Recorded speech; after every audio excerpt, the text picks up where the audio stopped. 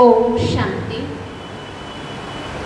सबसे पहले आप सभी आए हुए भाई बहनों से हम सूचित यही करेंगे कि आप जिस प्रोग्राम में आए हो, पुण्य स्मरण प्रोग्राम में, तो यह जो प्रोग्राम्स है आपको डायरेक्ट यूट्यूब, हम सभी यहाँ पे उपस्थित शोकाकुल परिवार को हो, सगे संबंधी, रिश्तेदार, मित्र परिवार, और जिन्होंने पिछले साल अपना पुराना शरीर छोड़ा और आज उनका प्रथम पुण्य स्मृति दिवस, इस दिन के उपलक्ष्य पर हम सभी यहाँ पर उपस्थित हैं। जैसे यहाँ शरीर छोड़ा, शरीर छोड़ने के बाद जो 12 दिन तक समानुसार विधिवत क्रियाक्रम होते हैं, वह भी उनके नाम से उनके बच्चों ने, उनके अगस्त ने बहुत विधि पूर्वक किया। विधि पूर्वक होता है तो यह भी हमारे पुण्य कर्म का ही फल समझा जाता है। नहीं तो दुनिया में लोग कितने जानते हैं। आज पुण्य स्मृति दिवस, तो यह भी कितने अच्छे रूप से उनके बच्चे आज इस दिवस को याद कर रहे हैं दादाजी की स्मृति में। तो यह भी उस आत्मा के ही किसी पिछले जन्म के अच्छे पुण्य कर्म का ही फल है। और क्यों ना हो, क्योंकि इस परिवार ने एक ऐसी शक्ति को समझ लिया था, उस शक्ति का नाम है ईश्वरीय शक्ति। जो ईश्वर खुद परलोक से इस लोक आकर के मानव मात्र को हमारे अच्छे कर्म कैसे हो उसकी कला सिखाते हैं। और उस ईश्वरीय विश्वविद्यालय से यह परिवार जुड़ा हुआ था, जिसमें सहज राजयोग सिखाया जाता है।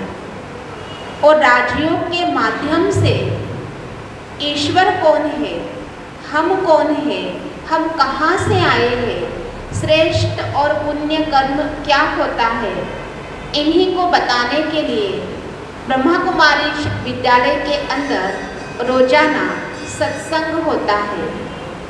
उसी सत्संग में सहज राजयोग का ज्ञान सिखाया जाता है। तो इस परिवार ने कहो या दादा ने कहो, जो ज्ञान सुना था वही फिर से आज इस स्मृति दिवस के अवसर पर प्रभु संदेश के नाम से हम फिर से आपको भी वह सुनाते हैं कि ईश्वर कौन है। जब तक हम ईश्वर को नहीं पहचान जाते, तब तक उनसे जो प्राप्त होने वाला मार्गदर्शन है वो हमें नहीं प्राप्त हो सकता। तो वो कौन है ईश्वर, यही आज हमें यहाँ पे समझना है। और इन्हीं बातों के लिए कहा जाता है कि हम कहने के लिए कहते हैं सबका मालिक एक है, लेकिन सबका मालिक एक है तो वो कौन है, उनका नाम क्या है, उसका रूप कैसा है, वो कहाँ रहता है, वह कब आते हैं और आकर के उनसे हमारा क्या रिश्ता है।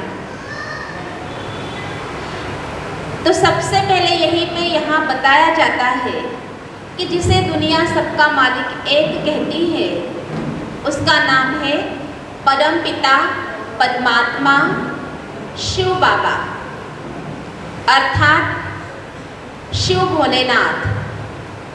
जिस शिव भोलेनाथ की ही हम भारतवासी 12 ज्योतिर्लिंगम के नाम से हम उनकी पूजा अर्चना करते हैं। उनके यादगार में बड़े बड़े मंदिर जहाँ तहाँ बनाए हुए हैं। तो वही भोलानाथ शिव है। यह ब्रह्मा कुमारी विश्वविद्यालय थ्रू वही आकर के हमें यहाँ पे ज्ञान सुनाता है। परमात्मा अजन्मा है, स्वयंभू है, वो निराकार है। जब भोलेनाथ शिव परमात्मा इस धरती पर आते हैं तो अपने मुख से हम सभी इंसानों को वो अपना परिचय देने के लिए एक ऐसे साधारण मानव के शरीर का वो आधार लेते हैं, अर्थात जिन्हें दादा लेखराज के नाम से हम पहचानते थे, उन्हें ही नया नाम देते हैं पिताश्री ब्रह्मा बाबा। तो पिताश्री ब्रह्मा बाबा मानव शरीर के माध्यम से स्वयं भोलेनाथ शिव परमात्मा यह हमें ज्ञान सुनाते हैं। कहते हैं कि हे मानव, मैं कौन हूँ, आप मुझे पहचानो। मैं ईश्वर हूँ, लेकिन मैं ईश्वर कौन हूँ? इन ब्रह्मा कुमारी, इन ओम शांति परिवार वालों का मैं कोई अलग ईश्वर नहीं हूँ। मैं वही ईश्वर हूँ जिस ईश्वर की आप सब लोग मिलकर के क्या करते हो? पूजा अर्चना कर रहे हो, नवदह भक्ति कर रहे हो। मेरे लिए कभी आपने काशी में बलि भी दी थी। वही मैं ईश्वर हूँ। मैं ही अमरनाथ हूँ, मैं ही बद्रीनाथ हूँ, मैं ही केदारनाथ हूँ, मैं ही महाकालेश्वर भी हूँ और मैं ही ओमकारेश्वर भी हूँ। मैं वही ईश्वर हूँ जो मेरा भी सृष्टि पर आने का समय हो चुका है और इसलिए मैं भी इस धरती पर आता हूँ। आकर के इस प्रकार से मैं क्या करता हूँ? अपना परिचय मानव मात्र को सुनाता हूँ। जब तक कोई मेरा परिचय नहीं प्राप्त कर सकते हैं, तब तक वो सिर्फ मुझे ढूंढते हैं और सिर्फ मुझे बुलाते हैं। लेकिन जो व्यक्ति अगर एक बार मुझे प्राप्त कर ले तो मुझसे जो प्राप्त होने वाली है वह है जीवन में सच्ची सुख और शांति की प्राप्ति, सच्ची सद्गति। मैं सर्व का सद्गति दाता भी हूँ। तो इस समय में क्या करने आया हूँ? सर्व को सद्गति देने भी आया हूँ। मैं दुख हरता सुख करता हूँ। तो मानव मात्र के जीवन में जो दुख है उन सभी दुखों से मैं क्या करता हूँ? उनका दुख दूर करता हूँ। मैं जन्म मृत्यु के चक्र में नहीं आता हूँ, परंतु मैं सबके जीवन की नैया को पार करता हूँ। वही प्रभु हूँ मैं इस धरा पर आ चुका हूँ। तो आप क्या करो? मुझे पहचानो। मुझे पहचानने के लिए मैंने यहाँ पे विधि बताई है कि 7 डेज कोर्स ब्रह्मा कुमारी विश्वविद्यालय में 7 दिन का कोर्स सिखाया जाता है। उसी 7 दिन के कोर्स के अंदर हमें ईश्वर के बारे में सत्य परिचय प्राप्त होता है। तो आज के इस दिन के अवसर पर हम यही कहेंगे आए हुए आप भाई बहनों से कि भगवान आए हुए लगभग 85 वर्ष हो चुके हैं। भरने वालों ने अपनी झोली भर ली है। क्या है कि भगवान को पाकर के भरने वालों ने अपनी झोली भर ली है। कह रहे हैं कि तेरे द्वार खड़े भगवान भगत भर लो रे जोड़े। ये कोई काल्पनिक बातें नहीं है, यह कोई अंधश्रद्धा की बातें नहीं है। ब्रह्मा कुमारी विश्वविद्यालय को विद्यालय नाम दिया है। इसका अर्थ होता है कि जो स्कूल कॉलेज होते हैं वहाँ विद्यालय शब्द होता है तो सत्यता के आधार पर सिखाया जाता है। हिस्ट्री जो होके गई है वो सत्य थी, उसके आधार पर सिखाया जाता है। वैसे यहाँ ब्रह्मा कुमारी विश्वविद्यालय ओम शांति केंद्र में जो ज्ञान प्राप्त हो रहा है ईश्वर का सत्य परिचय, यह कोई अंधश्रद्धा नहीं है, काल्पनिक बातें नहीं है। जो भी हो रहा है सत्यता के आधार पर वो सत्यम शिवम सुंदरम आकर के खुद अपना परिचय यहाँ पे दे रहा है। और इसलिए उस ईश्वर को पाना ये हर किसी इंसान का जन्म सिद्ध अधिकार है। इसलिए आप क्यों पीछे हो? हमारे मन के अंदर कोई ऐसी गलतफहमियां भी होती है जिन कारण से हम क्या करते हैं, ज्ञान तो बड़ा अच्छा लगता है लेकिन हम इस ज्ञान मार्ग से जुड़ नहीं पाते हैं। तो यह तो हमारे पीछे लगी हुई एक माया है, इसे भी हमें समझना है। यह हमारा भाग्य बनने नहीं देगी, यह हमें इस मार्ग से जरूर वंचित रखेंगे। खुद उस परलोक से ईश्वर आए हैं, उस ईश्वर से हमको जरूर दूर रखेंगे। वो ईश्वर इस धरती पर समझो मेहमान है, उस ईश्वर को हमने ही बुलाया था। आज नहीं लेकिन पिछले कई जन्मों में जरूर बुलाया होगा कि जब जब इंसान के ऊपर कोई आफत आती है, मुसीबत आती है, समस्या आती है, परिस्थिति विघ्न या कोई भी बात आ जाती है, तो परमात्मा को वो कहता कि हे भगवान आओ और मुझे बचाओ या मुझे मदद करो। तो हमारी ही पुकार सुनकर के ईश्वर इस धरती पर आए हैं। स्वयं शिव भोलेनाथ, शिव बाबा इस धरती पर आए हैं। तो अभी उसे क्या करो, आप भी पहचानो। पहचान कर आप भी अपनी झोली सुख शांति से भर लो। और भगवान की योजना यह है कि यह नर्क कलयुग जा रहा है और इसके बदले फिर इस धरती पर एक सुंदर सतयुग स्वर्ग आ रहा है। तो उस सुंदर सतयुग स्वर्ग में भी हमें जाना है। तो कैसे हम जा सकते हैं, यह भी कला, विधि, ज्ञान परमात्मा इस ब्रह्मा कुमारी विश्वविद्यालय से ही सिखाते हैं। स्वर्ग में हर कोई व्यक्ति जा सकता है और वह सुंदर स्वर्ग आ रहा है, तो उसमें भी आप सभी को भी चलना है। तो आज के इस दिन के अवसर पर हम यही एक आपको निमंत्रण भी दे रहे हैं कि आप भी ब्रह्मा कुमारी विश्वविद्यालय में जरूर संपर्क कीजिए और आने वाले स्वर्ग नई दुनिया में आप भी अपना नाम बुक करिए। इतना कहते हुए हम का परिवार ऐसे भी वाणी ब्राह्मण अर्थात ब्राह्मण ही हो उच्च कुल में, और फिर भगवान की मुख की रचना डबल ब्राह्मण जिसको बोलते ब्रह्मा भी बहुत छोटे नन्हे बालक के रूप में होंगे। तो इस जन्म की यह जो यात्रा है आपकी, इस यात्रा में हम आपके लिए यही कहेंगे कि आप तन से भी सदा सुखी रहोगे, मन से भी सदा सुखी रहो, जन से भी सदा सुखी रहो और धन से भी सदा मालामाल रहो और भरपूर रहो, सुखी रहो। और फिर से परमात्मा शिव बाबा के ज्ञान में आप चलो, जिससे सुख शांति सदैव आपके जीवन में बरसती रहे और आप सदा सुखी रहो, शांत रहो, सुरक्षित रहे। यह हम भावपूर्ण श्रद्धांजलि अर्पण करती हूँ। ओम शांति। लक्ष्य दिया हमारे पिताश्री जी ने, कहते हैं 2-4 दिन क्या गायब हो जाओ, लोग आपको याद करना भी भूल जाएंगे। लेकिन आज 1 साल होने में आया, एक जीवन का लक्ष्य दिया। लोग तो एक पुण्य कर्म करने के लिए कितना सोचते हैं और हमारे पिताश्री जी ने इतना ऊंचा पुण्य कराया। कहते हैं एक आत्मा को परमात्मा का संदेश मिलता है, कोई कितना बड़ा भाग्य है।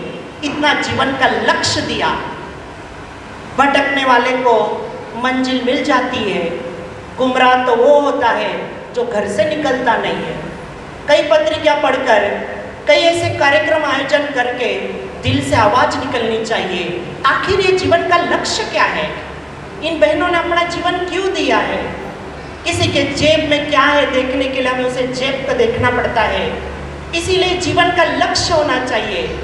लक्ष्यहीन इंसान के 3 ही कार्य होते हैं, भोजन कब होगा, मेरा आज आराम का समय कब होगा और आज मेरी इनकम कब से होगी। जीवन में सबसे बड़ी इनकम देखिए, कोई भाग दौड़ नहीं, कोई भीड़ नहीं, कोई आवाज नहीं, हर एक को समय मिला है। स्वचिंतन करके देखो, मेरा भी एक दिन ऐसा प्रोग्राम होगा, कितने लोग आएंगे। लोग तो अपना समय देख कर आते हैं, 11 बजे की पूजा, 12 बजे का भोजन, 1 बजे अपने घर, 2 बजे की गाड़ी। लेकिन ना, जीवन का ऊंचा लक्ष्य देखो अरुण भाई का, एक छोटा सा बीज क्या लगा दिया, समाज में रोशनी फैल गई। इसे कहते हैं आध्यात्मिकता की शक्ति। वो शक्ति मेरी नहीं, उस परमपिता परमात्मा की है। देखो आपके पास जो पत्रिकाएं पहुंची है, वो भी परमात्मा का संदेश। ये किसकी बात है, उसी आत्मा की। इसीलिए बाबा, भगवान, परमात्मा ये हमें संदेश दे रहा है। यही जीवन का लक्ष्य देने के लिए हमारे शहादा सेंटर की प्रशासिका रिस्पेक्टेड विद्या बहन। ओम शांति। बोलो सभी ओम शांति। ओम शांति। ओम शांति। आज हम सभी आए हैं 1 साल के बाद ऐसी महान पुण्य आत्मा जिन्हों को इस परिवार से सभी से विदाई लेकर वो अगले जीवन के सफर के लिए गई है। 1 साल के बाद ऐसे यादें तो हमें आती ही रहती है, परंतु आज का दिन उस आत्माओं की जीवन कहानी, उस आत्माओं ने अपने जीवन में जो पुण्य कर्म, अच्छे कर्म की याद हम सभी को दिला रही है। क्योंकि जब व्यक्ति चले जाता है तो व्यक्ति जाने के बाद याद उनके कर्म आते हैं कि व्यक्ति कितनी अच्छी थी, इनका स्वभाव कितना अच्छा था, इनके संस्कार कितना अच्छा था, उनका व्यवहार कितना अच्छा था। क्योंकि मनुष्य की यादें अपने कर्मों से होती है, अपने व्यवहारों से होती है। इसी तरह से हमारे ये अरुण दादा जिन्होंने अपने जीवन में इतने अच्छे महान कर्म किए, सबसे पहला कर्म उन्होंने यही किया कि उन्होंने अपने जीवन में स्वयं अलमाइटी अथॉरिटी परमात्मा जो सत्यम शिवम सुंदरम को जान लिया, मान लिया और पहचान लिया और अपना जीवन एक महान बनाकर आज सबके सामने एक यादगार बन गया है। हम तो यही चाहते हैं कि जाने वाला व्यक्ति तो चले ही जाता है, क्योंकि ये समय पर भरोसा नहीं है, श्वास पर भरोसा नहीं है। जैसे हमारे दादा तो बड़े अच्छे ही थे, लेकिन अचानक क्या ऊपर से परमात्मा का बुलावना आ गया, वह आत्मा भी चली गई है। परंतु सोचना मरना कोई बड़ी बात नहीं है। आज दुनिया में 1000 लोग चले जा रहे हैं, परंतु परमात्मा ने कहा है कि संसार में रहो, जग में रहो, परिवार में रहो, ऐसा कुछ करके जाओ, जाने के बाद लोग भी मुझे याद करते रहेंगे। ये बात अवश्य है। और सोचना है कि आज भी परमात्मा ने कहा है कि मनुष्य आत्माएं आप अपने जीवन में कितने पुण्य कर्म कर रहे हो और कितने पाप कर्म कर रहे हो, हर एक को अवश्य चेक करना है। मैंने जितना पाप कर्म किया वो भी मेरे साथ आने वाला है, और जो भी मैंने जीवन में पुण्य कर्म किए वो भी मेरे साथ अवश्य आने वाले ही है। तो हमें भी देखना है, एक न एक दिन इसी दुनिया से तो सबको जाना ही है, क्योंकि ये घर भी भाड़े का है, अपना तो नहीं है। जैसे हम किसी के मकान में रहते तो अपना समझते क्या, भाड़े का ही समझते। तो परमात्मा ने ये भी दिया हुआ है, ये भी भाड़े का है, एक दिन उनको भी क्या करना है, छोड़ना ही है। परंतु परमात्मा ने कहा सोचो, जब इस दुनिया से चले जाएंगे तो क्या लेके जाएंगे। आज हमारे दादा चले गए, क्या दिया हमने दादा को? क्या हमारे पास ऐसी कोई चीज है? आज कोई भी हो, चाहे संत हो, चाहे मंत हो, चाहे साधु हो, चाहे महात्मा हो, कोई धन दौलत नहीं लेके जा रहे, और हम दे भी नहीं रहे और लेके जा रहे। जीवन में जितने हम किसी को सुख दिया है, शांति दिया है, अच्छे कर्म किए हैं, अच्छा व्यवहार किया है, और वही हमारे साथ जाता है और कोई नहीं जाता है। जाने वाला व्यक्ति को यही तो नहीं कहेंगे ये तो बड़ा गाड़ी मोटर वाला था, ये तो बड़ा धन वाला था। परंतु मनुष्य आत्मा अपने कर्मों से मान होती है, जन्मों से मान नहीं। माँ बाप जन्म देते हैं लेकिन कर्म अपने हाथों में है, और इसलिए परमपिता परमात्मा शिव ने हर व्यक्ति को, हर आत्मा को यही कहा है कि सोचना कि मैंने भी मेरे जीवन में ऐसे क्या कर्म किए, मेरे जाने के बाद लोग भी मुझे अवश्य याद करते रहेंगे। फिर क्योंकि हम देख रहे हैं दुनिया के नज़ारे बदलते जा रहे, दुनिया में परिस्थितियाँ बदलते जा रही है। हर मनुष्य के अंदर टेंशन, चिंता, भय, डिप्रेशन ये भी बढ़ता जा रहा है। चारों तरफ दुनिया यही चाहती है कि हमें शांति कब मिलेगी, हमारा मन कभी एकाग्र होगा। और आज हर इंसान मंदिरों में जाते हैं, भगवान के सामने हाथ जोड़ते हैं, ये भगवान मुझे शांति दो, ये भगवान मुझे सुख दो, मेरा टेंशन कम करो, मेरी चिंताएं कम करो। परंतु देखा जाए इन सभी बातों से मुक्त कराने के लिए एक मुक्तेश्वर परमात्मा है, जिन्हें हम बाप कहते हैं, वो हमारा आत्माओं का पिता है।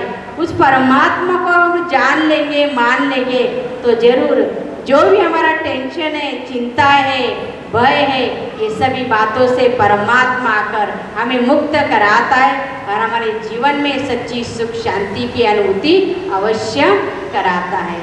तो मैं इतना ही कहूँगी कि हमारे अरुण दादा बड़े भाग्यशाली थे, बड़ी महान आत्माएं थी।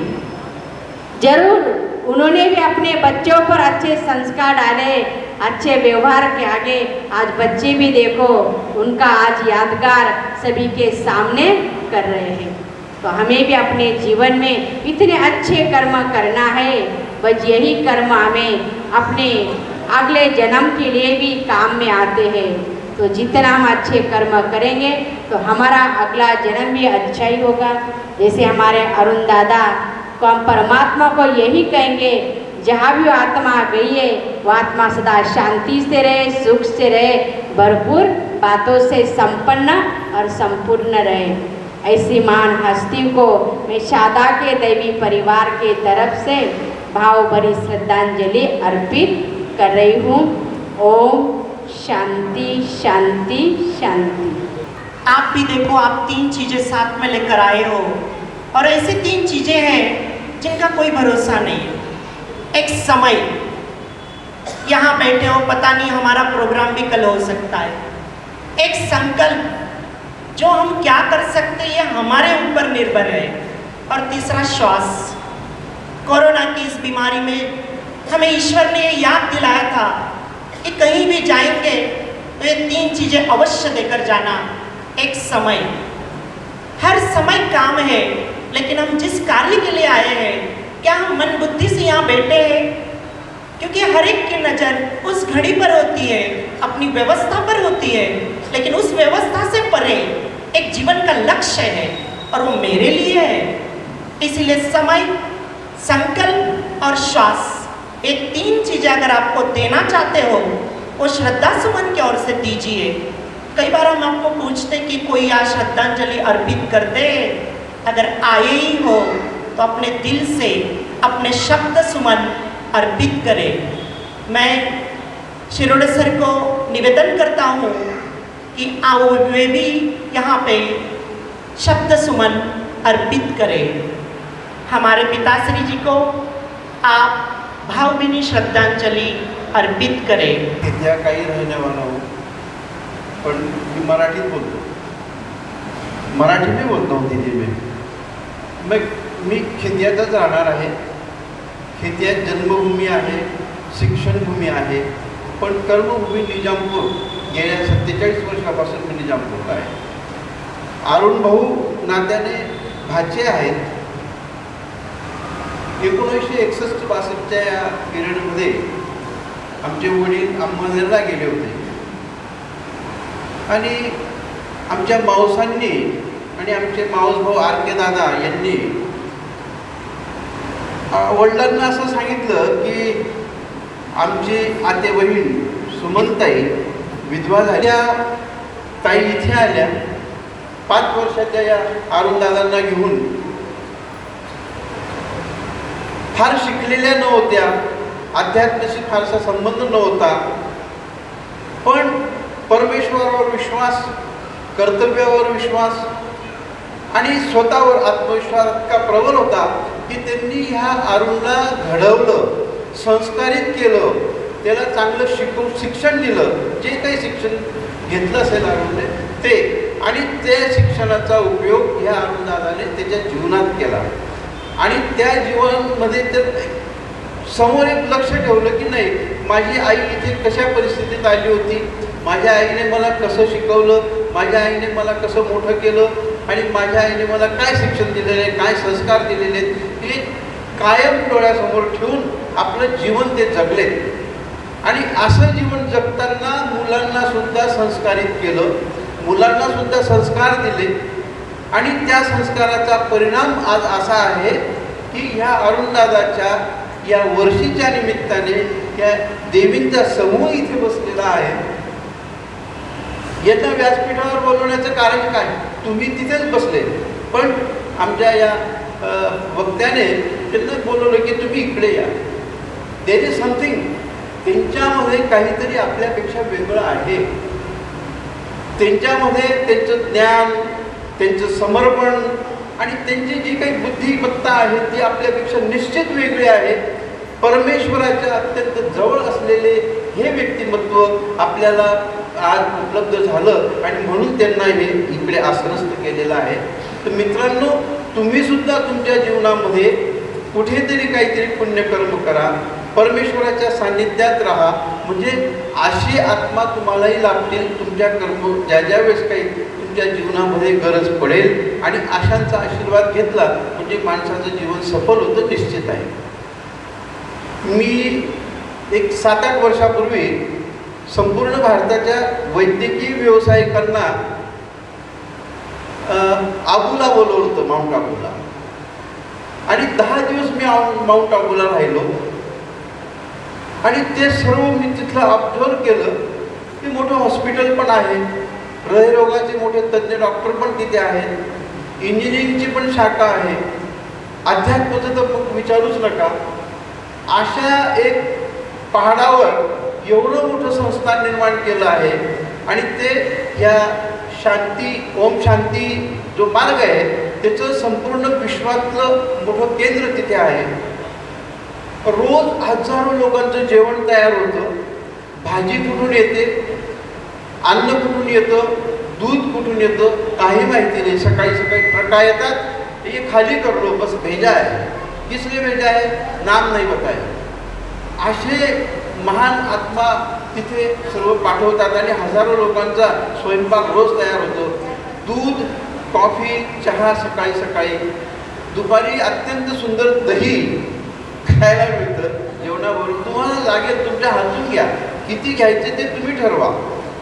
अशी उपलब्धता या संस्थांमध्ये आहे आणि तिथे मला राहण्याचा योग आला. म्हणून थोडंफार का होईना मी माझ्या जीवनाला सार्थक करू शकलो. अरुण भाऊबद्दल सांगायचं असं की ते कर्तव्याला कधी चुकले नाहीत आणि स्वतःच्या पायावर उभं राहून मुलांना जे काही आत्मज्ञान दिलं आणि ते मुलंही आज अत्यंत चांगल्या परिस्थितीत आहेत. व्यवस्थिशीर पारदर्शकपणे त्यांचा व्यवसाय करतात. समाजामध्ये त्यांची व्यक्तिमत्व आहे, त्यांच्याबद्दल थोडी आस्था आहे, म्हणून इतके लोक आज आपण उपस्थित आहोत. उभ्या महाराष्ट्रातून त्यांचे नातेवाईक, त्यांच्यावर प्रेम करणारी मंडळी इथे आलेली आहे. अशा अरुणदादांना मी लाठीकर शिरोडे कुटुंबियांतर्फे, लाड साकी वाणी समाज निजामपूरतर्फे, आमचे ज्येष्ठ नागरिक महासंघ यांच्यातर्फे आणि माझ्या जेवढ्या संस्था आहेत त्यांच्यातर्फे आदरांजली अर्पण करतो. माझे 2 शब्द संपतो. चोहीकडे क्षणात येते सरसर शिरवे, क्षणात जाऊन ऊन पडे, अशी एक कविता होती. ती आमच्या दादांनी स्पष्ट करून दिली. मास श्रावण, हर्ष मनासी, कोणी रडत नाही आहे. प्रत्येकाला माहिती आहे की माझा पण हा एक दिवस येणार आहे. श्रावण मासी हर्ष मनासी, हिरवळ दाटे चोहीकडे, 10 पत्रिका देंगे तो कोई एक आएगा. हर एक के जीवन में इतने बिजी पार्ट हो गया है. श्रावण मासी हर्ष मनासी, हिरवळ दाटे चोहीकडे, क्षणात येते सरसर सिरवे, श्रांत जाऊन ऊन पडे. देखो, बघा किती सुंदर असा श्रावण मास फुलवला आमच्या दादांनी. मी विनंती करतो आर डी वाणी सरांना पण, ते पण आज श्रद्धांजलीसाठी या मंचवर यावे. आर डी वाणी सर, तुम्ही. तर शोभाफुल खैरनार परिवार, मी सुद्धा खैरनारच आहे. खैरनारांनी खैरनारविषयी बोला. त्या ठिकाणी मोहाडी सोडून बऱ्याच वर्षापासून या खेतिया गावात आल्यानंतर त्यांनी एक स्वतःचा एक व्यवसाय सुरू केला. व्यवसाय सुरू केला तर त्यामध्ये त्यांनी त्यांना जिद्द होती, मेहनत होती, कष्ट होते. या सर्व गोष्टींचा परामर्श घेऊन त्यांनी लहानपणापासून मोहाडी सोडून कष्टाने अगदी या ठिकाणी आपलं जीवन सुंदर बनवलं आणि त्या जीवनाला चांगल्या प्रकारे गती दिली. आणि त्यानंतर आमचे अरुणदादा यांना 2 मुलं आणि 1 मुलगी आहे. 2 मुलांमध्ये मोठा आणि लहान आपला या ठिकाणी एक रुपेश आहे आणि एक मनीष आहे. आणि ते ताईचं नाव मला माहीत नाही, पण तरी काही हरकत नाही. तर रुपेश आणि मनीष यांनी स्वतःचं असं एक चांगल्या प्रकारे आपलं स्वतःचा तालुका गाव सोडून एक चांगलं असं सचोटीने प्रामाणिकपणे या ठिकाणी आपलं नाव चांगल्यापैकी अजरामर केलेलं आहे. परंतु काळाची गती वाईट असते. 100% सगळ्या गोष्टी प्रत्येकाला मिळतच नाही. कुठे ना कुठे परमेश्वर कमतरता करतो. पण माणसाने चित्त असावे समाधानी या उक्तीप्रमाणे आमचे अरुणदादा अगदी मितभाषी, चांगला स्वभाव, प्रत्येकाच्या कार्यात जाणारे, स्वतःहून सर्वांना मदत करणारे असे अरुणदादा आमच्यातून खैरनार परिवारातून 1 वर्षापासून निघून गेले. परंतु त्यांच्या मागे संपूर्ण आठवणी ते देत राहिले. विशेष म्हणजे यांना 2 मुलं असून फिर भी वापस एक बार सभी को निवेदन करता हूँ, देखो फिर बाद में होता है कि मैं बोलना चाहता था या बोलना चाहती थी, आप बोलते नहीं हो, श्रद्धा सुमन अर्पित करते हो. बचपन के दिन भुला न देना और आज हंसे कल रुला न देना. कर्मभूमि तो हमने देखी है पिताश्री की. अगर आपके दिल में कोई बचपन की भावना हो और आप श्रद्धा सुमन अर्पित करना चाहते हो तो आप आ सकते हो, श्रद्धांजलि अर्पित कर सकते हो. आना है किसी को? अच्छा, बहुत अच्छा. यही तो समय होता है. भेटायला म्हणून आले तेव्हा त्यांनी मला खूप वेळा सांगितलं, तू 1 वेळा तरी माझ्याकडे ये आणि मला भेट आणि माझा परिवार वगैरे बघ. मला तो योग आला नाही. शेवटी त्यांचं जेव्हा ते स्वर्गवासी झाले तेव्हा मी त्यांना भेटायला, जे कुटुंबाला भेटायला आलो, तेव्हा त्यांचं इथलं सगळं वातावरण बघितलं आणि त्यांनी जे मुलांना पुढे संस्कार दिले ते संस्कार बघून मला असं वाटलं की यांना मी खूप पूर्वी भेटायला पाहिजे. हे अरुण मामा जे आहेत माझे मामा, त्यांना मी खूप पूर्वी भेटायला पाहिजे होतं. ठीक आहे, काही हरकत नाही.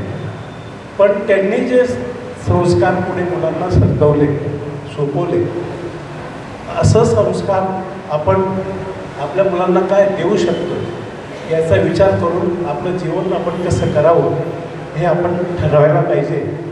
या सगळ्या ज्या बहिणी आहेत त्यांना सिस्टर म्हणतात, पण तिथं बहिणीच म्हणेल. या सगळ्या बहिणींनी जो एक त्याग केलेला आहे आणि ते त्यागमय मूर्ती आहेत सगळ्या, त्यांना मी नमस्कार करतो.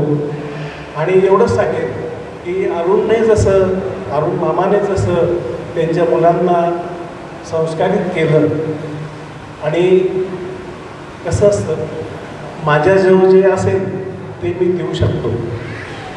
ते स्वतः अगोदर संस्कारित झाले, त्यांनी स्वतः अगोदर या पंथाला जोडले गेले असतील असं मला तरी वाटतं. आणि त्याच्यानंतर त्यांचा मुलगा मनीष जोडला गेला आहे. आणि मला तर अभिमान वाटतोय की माझे मामा होते.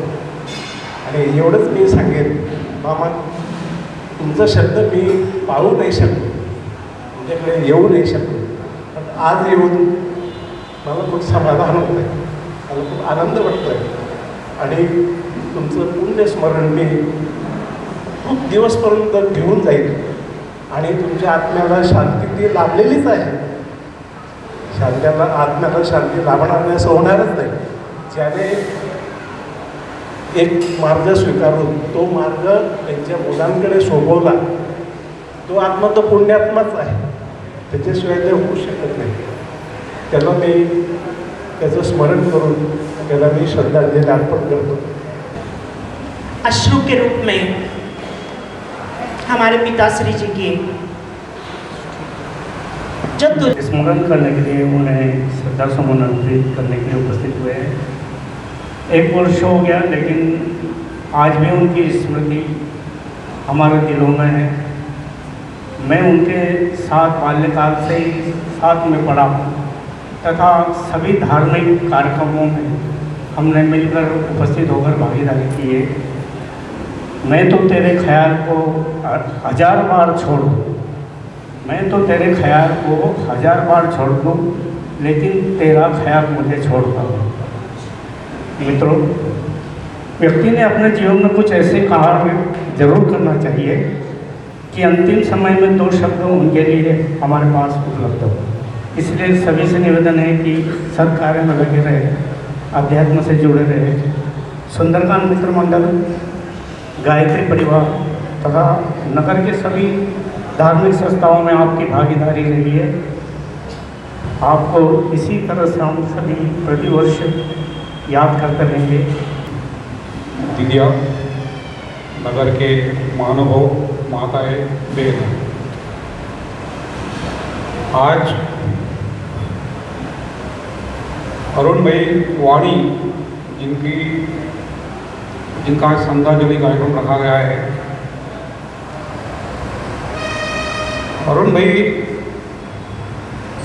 वाणी जो थे, राजनीति में, धार्मिक काम में, सामाजिक कार्यों में अत्यधिक रुचि रखते थे.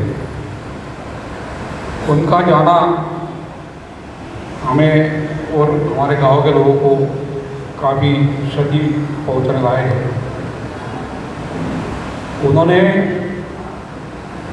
अन्य समाजों के साथ साथ धार्मिक काम में काफ़ी सक्रियता निभाई थी. प्रगाढ़ संघ, भारतीय किसान संघ, अरुण भाई वाणी को श्रद्धांजलि अर्पित करता हूँ.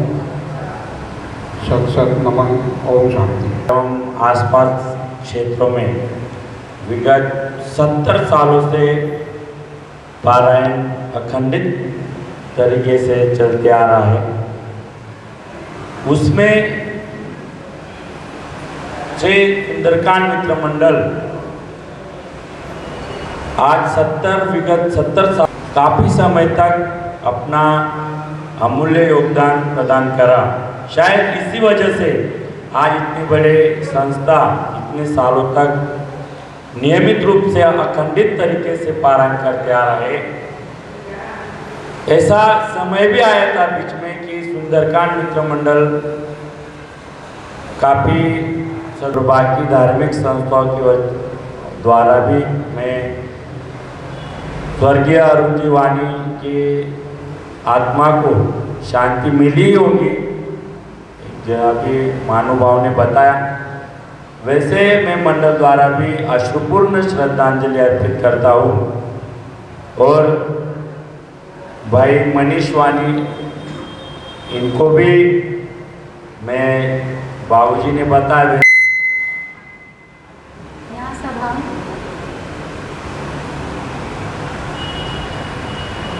यहाँ सब हम स्वर्गीय पिताश्री अरुण भाई जी के पुण्य स्मरण के निमित्त उपस्थित हुए हैं.